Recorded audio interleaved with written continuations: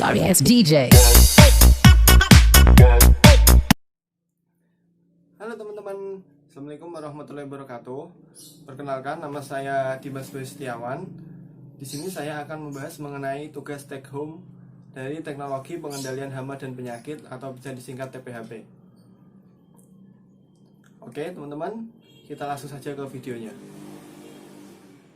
Oke teman-teman, sekarang kita sudah ada di bagian awal dari PPT yang akan membahas tentang tugas take home teknologi pengendalian hama dan penyakit tanaman.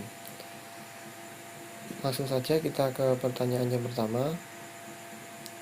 Jelaskan berapa masa ideal tanam serempak dan apa hubungannya terhadap laju reproduksi tikus.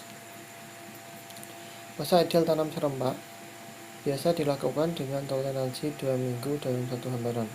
Misal, dalam satu hamparan atau satu desa itu terdapat 30 petani, jadi ke-30 petani tersebut harus sudah menyelesaikan pertanaman padi dalam kurun waktu 2 minggu tadi.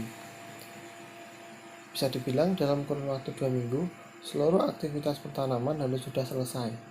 Dan setelah 2 minggu tidak ada aktivitas pertanaman padi lagi.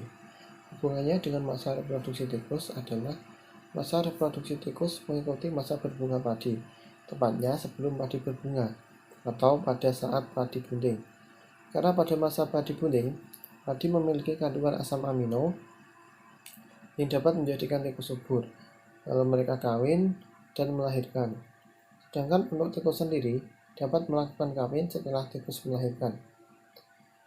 Jadi apabila ada salah satu petani yang ketinggalan tanam sampai 1 bulan, pada saat tikus selesai melahirkan, padi tadi yang ketinggalan tanam 1 bulan pasti sedang dalam keadaan bunting. Setelah itu tikus akan langsung mendatangi padi tersebut, mereka makan, mereka subur dan dapat kembali berproduksi lagi. Jadi salah satu tujuan dari tanam serempak adalah untuk memutus mata rantai reproduksi dari tikus. Karena pada tanam serempak, saat tikus selesai melahirkan, padi juga sudah siap untuk dipanen.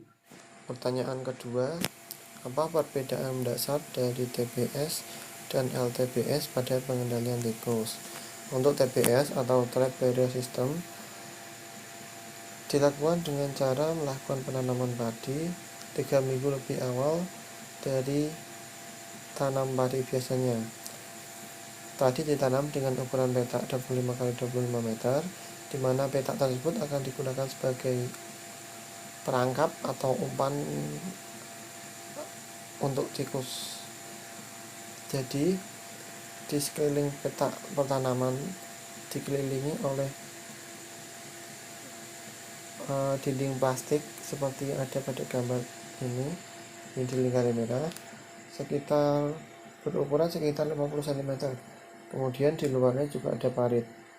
Parit bertujuan supaya tikus tidak dapat menggali dari bawah tanah dan masuk melewati bawah tanah ke dalam petak pertanaman. Untuk TBS sendiri itu perangkap tikus dipasang di setiap sisi dari petak padi. Selanjutnya LTBS atau Linear Trap Barrier System. Untuk sistem LTBS dipasang di antara sawah dengan habitat tikus, yaitu dengan dipasang plastik membentang yang membatasi antara sawah dan habitat tikus. Untuk setiap 20 meternya dipasangi perangkap selang-seling. Ada yang dari sawah, ada juga yang dari habitat tikus. Yang dari sawah bertujuan untuk menangkap tikus yang ingin kembali ke habitat, dan yang dari habitat bertujuan untuk menangkap tikus yang ingin pergi ke sawah. Pertanyaan ketiga, jelaskan tentang pestisida hasil tiruan botanik, contoh erythroid, neonicotinoid, dan lain-lain. Pestisida hasil tiruan botanik merupakan pestisida berasal dari tiruan ekstrak tanaman, di mana penggunaannya lebih efisien dan lebih murah.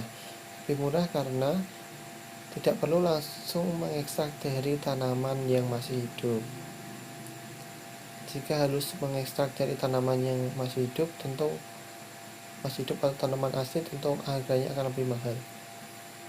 Pyrethroid yaitu tiruan ekstrak dari bunga pisang, sedangkan neonicotinoid merupakan tiruan ekstrak dari nikotin.